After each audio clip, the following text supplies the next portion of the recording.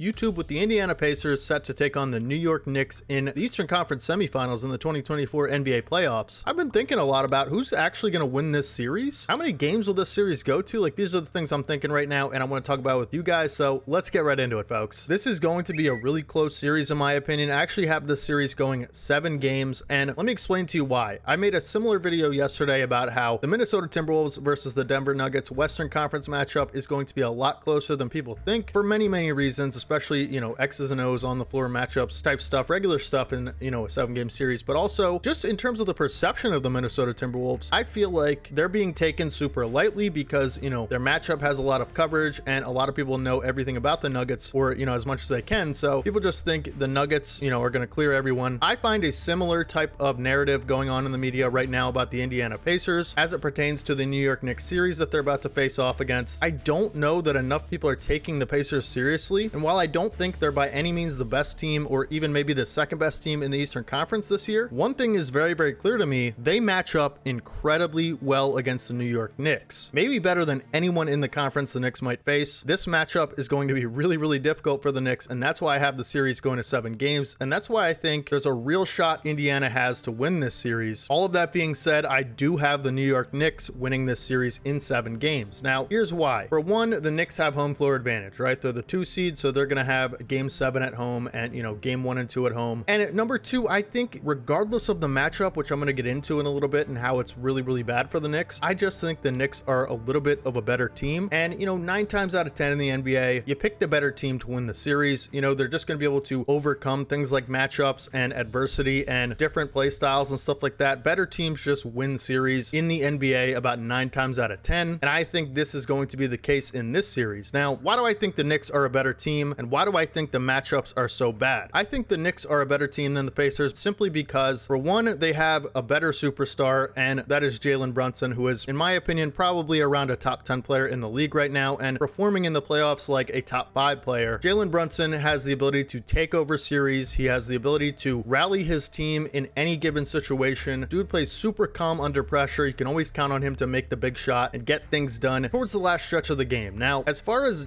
defensive matchups individually, I think the Pacers have had such a great addition to their team in Pascal Siakam, and I think OG Anunoby is probably one of the better matchups for Pascal Siakam. So, I think there's a real shot Pascal gets slowed down quite a bit. As far as Haliburton, I think that's where you're going to run into some issues if you're in New York. It's going to be a team effort on Haliburton, but the Knicks have some bigger bodies in the paint. I know the Pacers have some young athletic guys in the paint like Miles Turner and Isaiah Jackson and guys like that who can, get up and down the floor. They run the floor well, they offensive rebound well, position themselves nicely. The Knicks just have bigger bodies, for one, and they do the same things as those Indiana guys do. Miles Turner is a really underrated player for the Pacers. He's been a really good player for a long time, but this season is definitely his best in the NBA, in my opinion, and he's definitely a guy to watch out for in the paint, as he is one of the better rim protectors in the NBA. And another thing great about the Pacers matchup against the Knicks is that Miles Turner, for a lot of things, is going to be able to take his matchup of the 5-man, whoever that is, Isaiah Hartenstein or Mitchell Robinson, out of the paint, make them step up to the 3-point line because Miles Turner has a really solid 3-point shot for a center. Now, that is going to be really crucial for the Knicks defensively because you absolutely have to guard that 3-point shot from Miles Turner and Pascal Siakam. So you have 2 of your front court members bringing the big guys out of the paint, which can really affect the rebound game, which was what, the New York Knicks do so well. But 2, it opens up so many driving lanes for the smaller players that will be able to just get inside the paint and,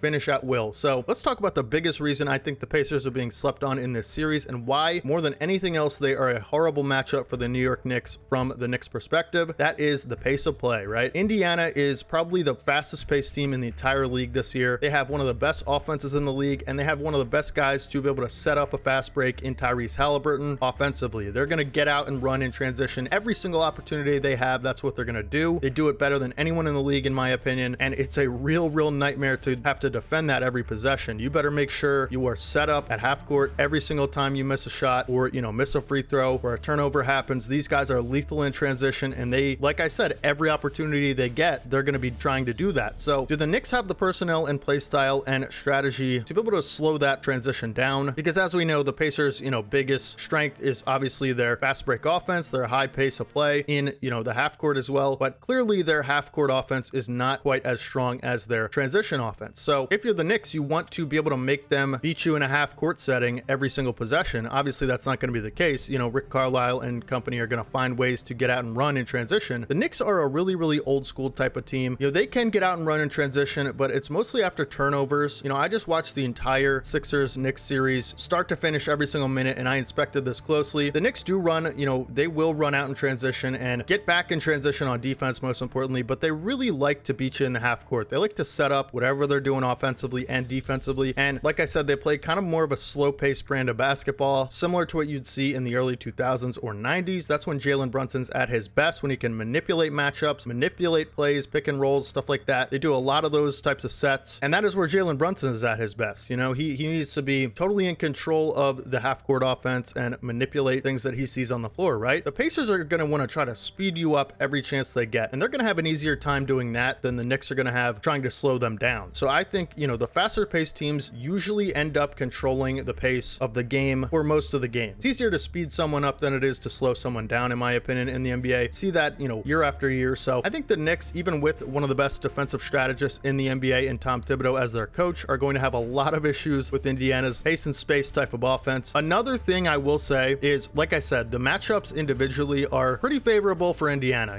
I don't think the Knicks, other than Josh Hart and OG Anunoby, have a lot of options to be able to guard a guy like Haliburton or TJ McConnell. It is going to be an absolute group effort and all hands on deck type of approach the Knicks are going to have to take to slow down these guards in transition and getting downhill, because TJ McConnell, Haliburton, these guys just get into the paint, it seems, every possession. No matter what the defense does, eventually they just wear you down and get into the paint and set up whatever they're going to set up. The Pacers have plenty of shooters. Aaron Nesmith is a really, really good 3-and-D guy. He's played unbelievable this year. It's crazy because, they traded Buddy Hield to the Sixers and they still don't have Benedict Mathurin, but their shooting is really, really good. Obi Toppin, who I think is going to be a really big X factor in this series for Indiana. He's going to be going back to the Knicks, wanting revenge after they let him go. And, he has had the best year of his career by far, has turned himself into a really, really solid, legitimate front court role player who you can count on. And he is the guy in transition you got to watch. And the Knicks know that better than anyone, because he'll get downhill, catch a lob from about 60 feet. Not only that, but his three-point shooting has been really, really solid at times. And I think if he can knock down a three at about 36 or 40% during the series, that is going to be, like I said, one of the bigger X factors in this series. And he's going to have a lot to prove, and he's going to want to show it because the Knicks let him go. And that's going to be a point he's trying to prove, I would imagine. So like I said, the matchups are an issue for New York, and that is not me making a stretch by any means. I think the pace, number one, is the biggest issue the Knicks are going to have to deal with. How do you slow these guys down, make them beat you in a half-court setting? It starts with effort,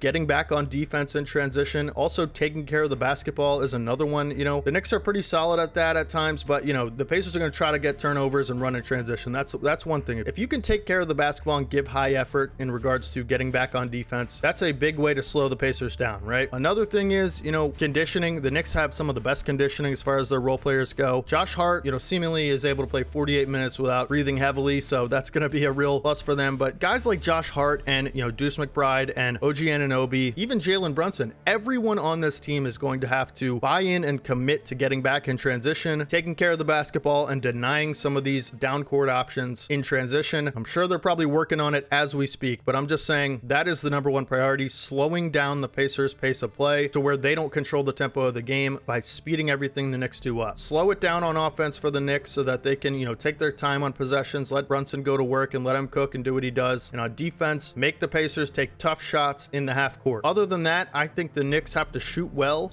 Players like Josh Hart, Deuce McBride, not sure if I don't think Bogdanovich is coming back. So Josh Hart, Deuce McBride, and Anunoby, these are the guys that have to step up like they did in the 76ers series. Just hit the big shots when they matter, you know what I mean? Hartenstein and Mitchell Robinson, Mitchell Robinson is a little bit hobbled. Those guys got to stay out of foul trouble. That's really, really important. And they got to be controlling the interior. The Knicks play a more physical brand of basketball, which I think could affect the Pacers, throw them off a little bit early in the series. But I do expect this series to go to 7 games, like I said. And I do think the Knicks are a slightly better team, mainly because of Jalen Brunson. And if everyone plays like they did in the Philly series, I think the Knicks have the best chance to win this series. Like I said, home floor in Madison Square is a massive deal. The Pacers have a really, really great home floor as well. They get rowdy and they have some amazing fans in Indiana. That is a really tough place to play. I would expect, those will be the games that you're going to struggle to slow down the pace. If I had to predict each game, those ones are going to be more fast than the other ones, I would imagine. But, the home games are going to be really, really crucial. Whoever loses a home game or more home games loses the series, in my opinion. Whoever wins this series is going to have to win every home game. So that's something something to pay attention to for sure. But like I said, I predict this series to be really, really close. And I think the pace of play is going to dictate the series. How well the Knicks can slow down the Pacers and how well they can respond to the pace. Can they actually play better than we're used to sped up? Because like I said, that's not their game. We'll have to see about that, you know, because great teams and good teams can beat you in so many ways. And it doesn't matter what the play style is of the other team. They just find a way to adapt and beat you. That's a sign of a great team. Can the Knicks do that? That'll be, you know, interesting to see. Or do they make the Pacers adjust to their style of play? It'll be a really big coaching battle too. I mean, I think whoever does what I just said better from the, you know, coaching standpoint wins the series. So I don't think enough people are talking about how good the Pacers are. I think, you know, they see the Bucks and they see Doc Rivers lose and they say, oh, Doc Rivers is ruining the Bucks. You know, they give Pacers no credit. I know the Bucks didn't have, you know, their best player, their best two players. They're kind of a mess right now and the coaching wasn't great. But listen, Pacers deserve all the credit in the world for doing what they did. They did their job and they did it better than anyone could have predicted. And I think the Pacers are a real threat to the Knicks in this series. And I don't think enough people are talking about that, man. It's going to be a rough one for the Knicks. It's going to be a rough one for the Pacers. It's going to be a really close series going to 7 games. I'm telling you, Knicks win at home in game 7. There'll be a lot of close games in this series too. And that's going to be a really, really great battle. I think there's a lot of volatility in terms of, you know, how those close games will end up because, you know, close games are super volatile prediction wise, but I'm just saying these games are going to be decided by the point guards. So when the best player on each team is a point guard, close games are really, really unpredictable because whoever makes the better plays as a point guard generally wins these close games. You know, it's all about making, you know, crisp, smart decisions down the stretch of a game and executing, and the point guard, that's the point guard's job most of the time. But, you know, there's going to be a lot of times where the Knicks are going to give up easy buckets because that's what everyone has to deal with against the Pacers. They just get out and run and they get easy buckets. Their playmaking is maybe the best in the league out of any team left in the playoffs. They have some of the best playmakers, and like I said, man, they just find a way to get in the paint almost every possession, and you're really gonna have to do a lot of point of attack, half court ball denial and stuff like that, and stopping the ball early. That's gonna be a big thing. Everyone on this team must commit to it, like I said, and I think the Knicks win in 7 because they're a slightly better team, and I think the better team wins most times. But if the Pacers won, I wouldn't be shocked at all. I think they have almost just as good of a chance as the Knicks. So let me know down in the comment section what you think, who wins this series, how many games it goes. I will say I have a pretty good track record as of right now in this playoffs. You know, I have almost a perfect first round bracket. If you guys watch my video on predicting the entire playoffs, every series, I got every single series in the first round correct so far. Right now, the Magic and the Cavs have to play their game 7, and I picked the Cavs in a close series. So, you know, if the Cavs win, I get a perfect first round bracket. So we'll see what happens. But I just think the Pacers are being disrespected, and, you know, the Knicks have a way of, you know, through the media,